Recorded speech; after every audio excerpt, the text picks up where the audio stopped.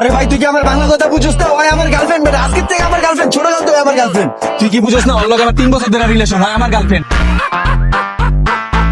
ভাই আপনারা নিজেদের মধ্যে ঝামেলা না করে মেয়েটারে জিজ্ঞেস করেন না ও কার গার্লফ্রেন্ড। হ্যাঁ তুমি বলো তুমি কার গার্লফ্রেন্ড? আমি ওনাকে বলবো অ্যাকচুয়ালি ভাই হয়েছে কি, ওদের মধ্যে একজন আমাকে প্রচন্ড পরিমাণে ভালোবাসে, আরেকজন ভাই আমাকে শপিং করায় দেয়, হাত খরচ দেয়, রেস্টুরেন্ট বিলও দেয়, বুঝছেন? আমি না ভাই কনফিউজ হয়ে গেছি অ্যাকচুয়ালি ওদের মধ্যে কাকে চুজ করবো। আপনি একটু আমাকে সলিউশন দেন একটা ভাই প্লিজ। আচ্ছা যদি এমন কেউ থাকে যে তোমার রেস্টুরেন্ট বিল দিবে, তোমাকে শপিং করায় দিবে, তোমাকে অনেক অনেক ঘুরতে নিয়ে যাবে, তোমাকে অনেক ভালোবাসবে, তাহলে তাহলে তো ভালোই হয়। তাহলে একটা কাজ করি, আমি ওদের দুজনকে সেটিং দিয়ে আসি। হ্যাঁ হ্যাঁ জলদি। ভাই আমার কথা কইছে না? কি তোর কথা কইছে? আমার কথা কইছে, আমার কথা কইছে না ভাই?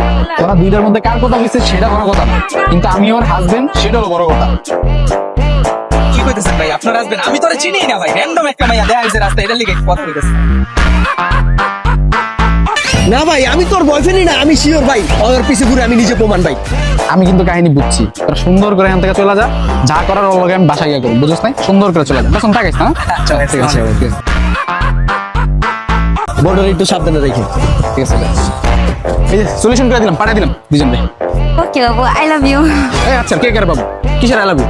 তুই কি ভাবছিস আমার মুরগি বানাবি? আমি তো আমার এই দুইটা বাইরে বাঁচাই দিলাম, তুই আমার মুরগি বানাইতে চাইতেছস? তাহলে কি লাঙ্গের আশায় দুইটা বাতারা রাইলাম?